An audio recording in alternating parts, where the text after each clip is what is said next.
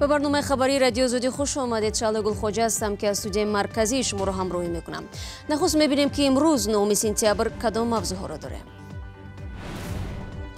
بعد تأخیر 4 ماه چرخه دوم نیروگاه برقی آبی راغون فعال شد. مقامات میگن ساختمان نیروگاه به مرحله مسئولیتناک وارد گردید. یکی خوشبخت دیگری سرگردان. روزگار نسل زمان جنگ و صلح و یا 28 سال استقلالیت به جوانانی که در این دور زاده شدند چی داد؟ 100 سال کار میکنه. روزش میشه 200 سال، روزش میشه نمیشه. همجا میستیم مثال. از مناره ایفل تا اهرام استورخانه لوور نسخه پاریژ در کولوب. چرا بنیاد باغ نفت در جنوب تاجیکستان بحث ایجاد کرد؟ وقتی که ما ملت آریایی هستیم و تخت سنگین داریم، چرا ما تخت سنگین رو در اونجا سازمان نمیدیم؟ صبح امروز در یک مراسم پرتنطنه چرخه دوم نیروگاه برقی آبی راغون به کار انداخته شد. پرزیدنت تاجیکستان هنگام به استفاده دادن چرخه گفت در آغاز خودی او نیز به بنیاد این نیروگاه چندان باور نداشت. اکنون طبق نقشه چرخه سوم باید سال 2021 فعال کرده شود. نیروگاه راغون انشاءاتی به گفته مقامات تاجیک سرنوشت ساز برای کشور است. مقامات میگویند در صورت پررا فعال شدن راغون تاجیکستان به استقلالیت کامل انرژتیکی میرسد که یکی از 3 هدف استراتژی حکومت می باشد. رستم جانی گزارش میدهد. از بلندی بیشتر از 1000 متر این منظره رو می بینیم که بعد بستن مجرای وحش پیدا شده است. این حوض صنعی آبانبار بزرگترین نیروگاه راغون است. در آن تا امروز 200 میلیون متر مکعب آب جمع شده است. امروز اگریگات دوم آن را به کار انداختند. این وقت یکم کمبودی کاری چرخ دوم نیست. ناسکورکاری است. پارامتر و تکنیکی خاراکتریستیکی که заводу استحصال کننده دادن اجرا هست بیگم کمبودی. راغون از ساختمان‌های عظیم سالهای 70 عصر گذشته است که در 10 ساله اخیر بعد توقیف بازسازیش شروع شده است. تاجیکستان می‌خواهد با بنیاد آن نارسایی نیروی برق را که در 6 ماه سال مردم از آن رنج می‌برند برهم زند. پارسال اگریگات یکم نیروگاه را به کار انداختند و انتظار می رفت که مردم از محدودیت برق خلاص می شود. در حقیقت باز لیمیت شدیدتر شد به سبب ایجاد نقص تکنیکی که نم کشیدن سد آبانبار عنوان می شد. بیش از 1 ماه کار اگریگات اول قطع شد. 140 روزنامه‌نگار داخلی و خارجی فعال کردن اگریگات دوم راغون را تماشا کردند. پرزیدنت امام علی رحمان با شیوه پیشین بر جایگاه نیروگاه راغون در اقتصاد تاجیکستان تاکید کرد. نیروگاه را اساساً از مبلغ‌های بودجه دولت و پول‌هایی که از مردم جمع کردند می‌سازند. قبلا خرج آن را بالاتر از 3 میلیارد دلار می‌گفتند، اما حالا اطلاع دقیق در مورد مصرف آن وجود ندارد. هر سال رقم‌ها تغییر می‌یابند. تاجیکستان را سازمان‌های مالی برای تشبث ساختن چنین نیروگاه بزرگ تنقید کردند. به تأکید آنها چنین لایحه نباید فقط از بودجه دولت مبلغ گذاری شود. مقامات تاجیک در نوبت خود اظهار داشتند ساختن راغون نارسایی برق را از بین میبرد و باعث رشد اقتصادی می شود. مقامات تاجیک افغانستان و پاکستان را از خریداران عظیم برق نیروگاه راغون می حسابند. برای انتقال آن لایحه‌های علاوه‌ای امثال کسه هزار روی دست است. اقتدار تولید نیروگاه 3600 مگاوات را تشکیل می‌دهد. از 6 اگریگات عبارت بود. از سال 2026 صنعه انجامی ساختمان گفته می شود. طوری هم گفتیم چرخه دوم نیروگاه راغون به کار درآمد که سرچشمه نوی برق برای جمهوری است. فعال شدن چرخه دوم برای ساکنان چی معنا خواهد داشت؟ این موضوع را با همکارم عبدالله شروف مطرح میکنیم که حالا با ما در استودیو قرار دارد.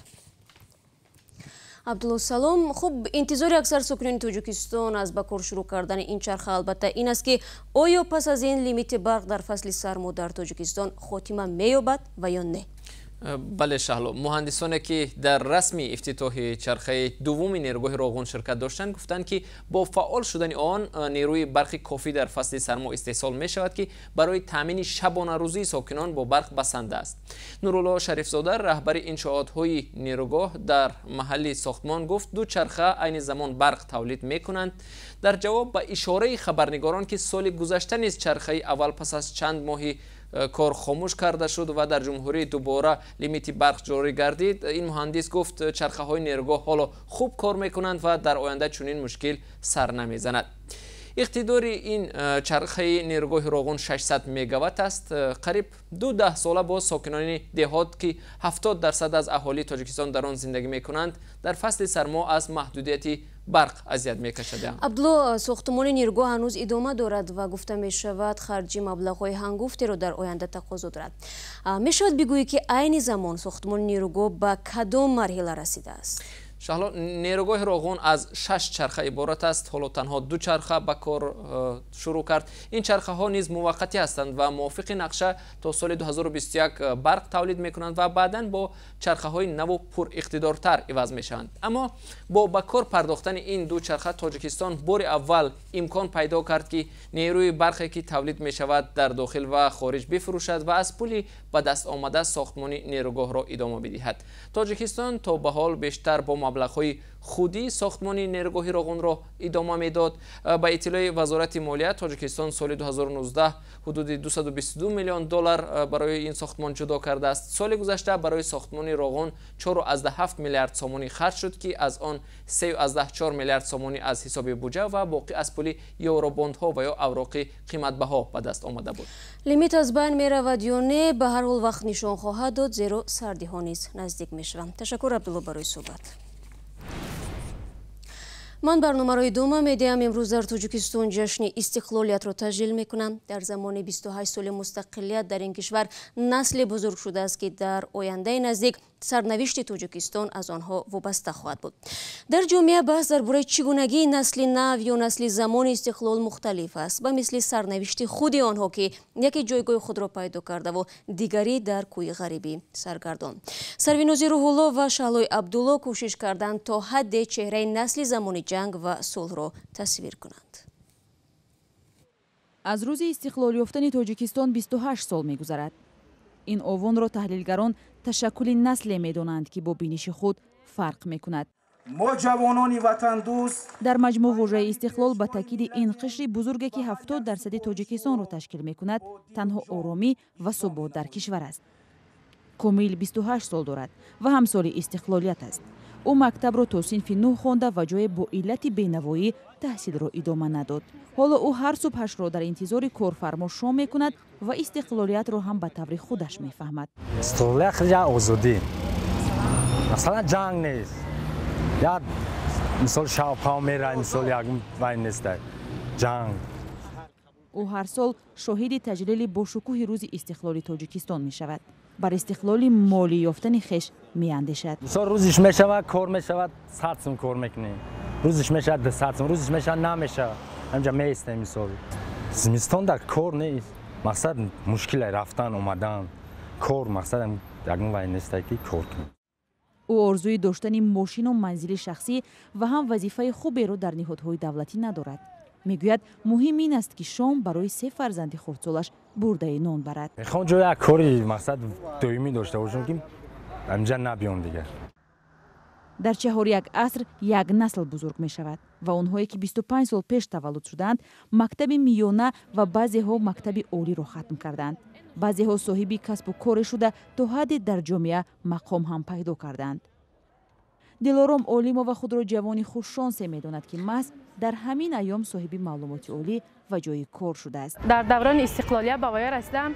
استقلالیت به من بسیار چیزها داد. یعنی من در دوران استقلالیت طریق کوتای پرزیدنتی به این دانشگاه داخل شدم. طول 5 سال در دانشگاه خواندم. دانشگاه را با دیپلم اعلی ختم نمودم. این جوان دختر 24 ساله رشته اقتصادی دانشگاه ملی تاجیکستان را ختم کرده است. با باور او موفقیت به دست خود انسان هست. بسیاری ها در این اندیشه هستند که وقتی که پدرش وظیفه‌دار یا مادرش وظیفه‌دار باشد بعد آن میتواند جای خود را در جامعه پیدا کند، اما اندیشه من این گونه نیست. خود من پدرم کارگری عادی، مادرم هم کارگری عادی است و من خودم کوشش کردم و با بهای اعلی خواندم، طریق کوتاه پرزیدنت داخل شده، با دیپلم اعلی ختم نمودم، از همین لحاظ جای کار خود را پیدا نمودم. بعد از چند سال سرنوشت تاجیکستان به دست نسلی بعد از استقلال می‌گذرد. نسلی که بعضی ها آن را خوشبخت و جهان دیده و آینده ساز می‌خوانند و ایده نسل کم سواد و مهاجر و بی‌برای. زود روزی که به غم پیچید. روز گذشته در جشن 60 سالگیش آوازخوان شناخته توجیک دلیر نظرов مادرش را به خاک سپرد. نادیرا قدمشویeva که دو فرزند برآمند را به وای رساند بعد از بیماری قلبش از سپیدن باز ماند. مراسم ویدو با قدمشویeva روز 8 سپتامبر در دوشنبه برگزار شد. مولرجب یوسفی گزارش می‌دهد. نادیرا قدمشویeva مادر سیاستمدار و کارگردان معروف تاجیک دولت خدا نظرov و آوازخوان شناخته دلیر نظرov در 97 سالگی در دوشنبه درگذشت. مراسم ویدا با خانم قدمشویeva روز 8 سپتامبر در شهر دوشنبه برگزار شد. نزدیکانش میگویند او چند وقت اخیر از بیماری رنج میبرد. روزای آخر گفت که کار گنده نکن. من همین خاطره آخرونی که از مادر یک وصیتی محترم من با گفت کار گنده نکن. نادیرا قدمشویeva همسر وزیر پیشین فرهنگ تاجیکستان مهربان نظرov می باشد. او در گذشته به حیث راوی رادیوی خاروق و مصحح نشریه بدخشانی سویتی کار کرده است. دوستان خانواده از او به نیکی یاد می کنند. من خیلی دوست داشت. همیشه میگم زور جان شما زور پسر من هستید. اما سه فرزند تربیت کرد. فرزندان آقای جناب که برای از ویا آدمان نیکی میبینند. خود آدم بچه نسل تربیت کردن یک کار کلان است. هر کس نمیتواند در این محیط هم خیلی بچه دارد. حیف که این کس یارو ترک کرد تا جنت شود. نادیرا قدمشویeva را در قبرستان سر آسیای شهر دوشنبه به خاک سپاریدند. در جنوب تاجیکستان باغ نوی تأسیس یافته است که از اثرهای نسخه شده پاریژ عبارت است. بنیاد چنین باغ در کشوری که اکثر ساکنانش به پول انتقالی مهاجران مهنتی از روسیه وابستند واکنش‌های مختلفی به بار آورد. در شهر کولاب کنون پاریس را می‌بینیم. اینجا برجی 30 متری ایفل قامت افراخته و خیابانچه به گونه این شهر فرنگی در سرزمین شرقی بنیاد شده است. این گوشه بخشی از باغ مرکزی است و برای دلخوشی ساکنان است. پیدا شدن آن برخی را خوشحال کرده است و برای گروه سوال برانگیز است. شکل اصلی منظره ایفل تمام مردم مثلا در تلویزیون مثلا سیاحان از پیش می‌دانند، این نمی‌تواند که دقت کسی را جلب کند.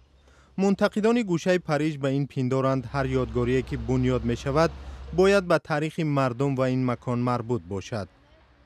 چیزی را باید بسازیم که مربوط به فرهنگ چیزی اینها باید باشد. آنها به این اندیشند در ختلان یادگاری های زیاد موجودند که می بایست جای گوشه پاریس نسخه از آنها را می ساختند. چی لازم وقتی که ما ملت آریایی هستیم و تخت سنگین داریم، چرا ما تخت سنگین رو در اونجا سازمان نمیدیم؟ در پیش برج ایفل کولاب اطلاعیه نصب شده است و تست تماشابینان با آن نزدیک می شوند. بسیار با من معقول است. مسئولین میگویند وجودی همچنین یک گوشه برای مردم مهم است. نه اینکه تاجیکستان بلکه تمام دنیا را میبینیم در اینجا. در گوشه پاریس ما باز نمونه از آثارخانه لوور را میبینیم. شب کولاب شام پاریژ را میماند و به اقرار یکی از رهگذران هر کس از زاویه خود به آن مینگرد. بعضی مردم میخواهند که ساختنش خوب است، بعضی میگن ناخوب است. این از ذوق آنها وابسته است. باغ مرکزی شهر کولاب را سال 1938 بنیاد کردند. مساحتش 5 هکتار بوده، باری اول از تعمیری کلی می‌بیند و گفتی مسئولین زیاده از 100 جای کاری نو پیدا می‌شود. و در روسیه روز یگانه رایدهی به انجام رسید. انتخاب کنندگان دیروز رهبران 19 فدراسیا و وکیلان 13 مجلس شهری و منطقوی را انتخاب کردند. فعالان جمعیتی از تقلب فراوان در جریان انتخابات و حمله به نامزدهای مستقل خبر دادند. طبق نتیجه‌های پیشکی همه رهبران دائمی و اجرا کنندگان وظیفه‌های رهبری در منطقه روسیه که در انتخابات اشتراک داشتند برنده شدند.